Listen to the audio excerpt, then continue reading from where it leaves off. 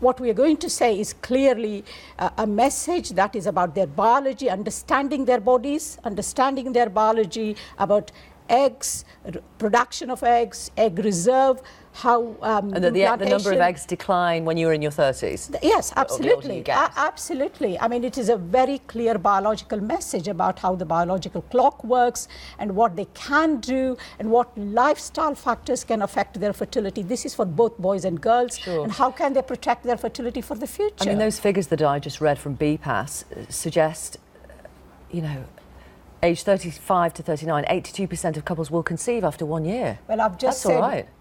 Well, I've just said 1 in 6 couples have fertility problems. And I must also point out at this, it's just we don't want everyone to end up with assisted conception. Only 17% of clinical commissioning groups are actually providing recommended IVF. So it is, infertility is distressing, and the treatment of infertility can be stressful, and it's not always available. And you're going to say that to 15-year-olds, are you? No, I'm not saying that, but the reason behind this strong message as to why we want to protect fertility, prevent infertility, why we want to introduce fertility education is we do not want them to end up with infertility if it is possible. And to protect their fertility is very clear message. It's balanced, it's scientific, and it's in their language. And the modules are designed like that. Tina Malone, what do you think of this idea? I think it's ethically and morally wrong to tell 15-year-old boys and girls about infertility. Really, we should be educating them about sexually transmitted diseases, about what decisions to make with their exams, their career choices, their subject choices.